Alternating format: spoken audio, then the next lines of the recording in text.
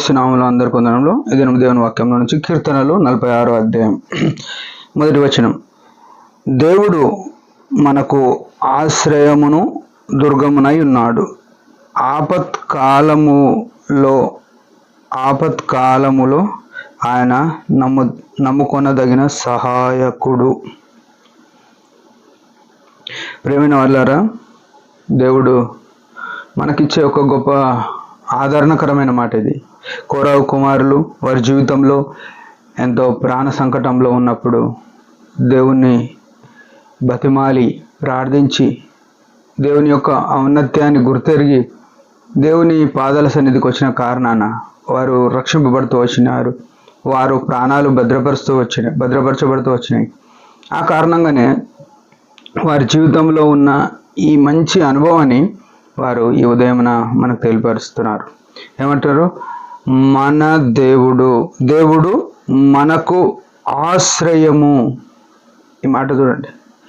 ఆశ్రయము లేనివారు ఎవరు అని ఆలోచన చేస్తే యేసు ప్రభు రక్తంతో కడగబడిన వారికి ఆశ్రయం లేదు. యేసు సిలువను ఆశ్రయించని వారికి ఆశ్రయం లేదు. అంటే ఎట్లుంటుందో అలా పరిస్థితి ఆలోచన చేయండి. అరణ్యంలో ఉన్నట్టు మనకు ఇండ్లు కట్టుకుంటాం, ఒక ఊరు ఉంటుంది, ఒక పట్టణం ఉంటుంది. అవన్నీ ఏంటంటే మనకు ఆశ్రయం ఉంటుంది. ఏదన్నా శత్రువుల నుంచి భద్రత కొరకు, వాతావరణం నుంచి భద్రత కొరకు ఊరు ఆశ్రయం, ఊర్లో ఇల్లు ఆశ్రయం. ఇట్లా మనం ఆశ్రయించేది అంటే మనకు నెమ్మదినిచ్చేది, మనకు యథార్థతనిచ్చేది మన ఆశ్రయం. అయితే వీరి జీవితంలో ఈ దేవుణ్ణి ఎరిగి వాళ్ళు ఏమంటున్నారంటే దేవుడు మనకు ఆశ్రయము అని మాట్లాడుతున్నారు.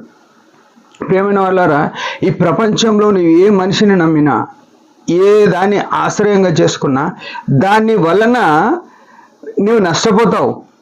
ఏం సందేహం లేదు, నువ్వు మోసపోతావు.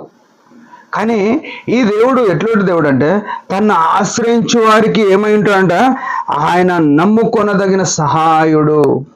నువ్వు నమ్ముకున్నదగ్గర సహాయుడు అయి ఉంటాడు.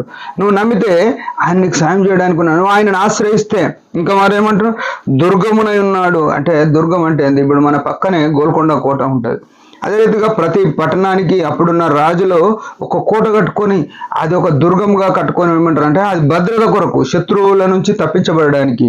ఈ ఆశ్రయం ఏమో నెమ్మదినిచ్చేదిగా, ఈ శత్రువుల నుంచి తప్పించబడడానికి ఈ దుర్గాలు కట్టుకొని దాని మీద నుంచి శత్రువులను దూరం నుంచి కనిపెట్టి వారి యొక్క పన్నాగాలను, వారి యొక్క ఆలోచనలను చెదరగొట్టేవారు. మన దేవుడు ఏం చేస్తాడు? దుర్గముగా ఉన్నాడు. ఈ దేవుడు ఏం చేస్తున్నాడు? నమ్ముకొనదగినవాడు అని గుర్తుపెట్టుకోవాలి. ఆపత్కాలం మనకు యేసు ప్రభువును ఎరగక ఉన్న ప్రతి ఒక్కరూ ఆపదలో ఉన్నారు. ఎందుకంటే ప్రతి మనిషి పుట్టినోడు చస్తాడు. చచ్చిన ప్రతి మనిషి యేసు ప్రభు లేకుండా చస్తే నరకంలోనికి పోతాడు. అంటే ఆపదలో ఉన్నట్టే.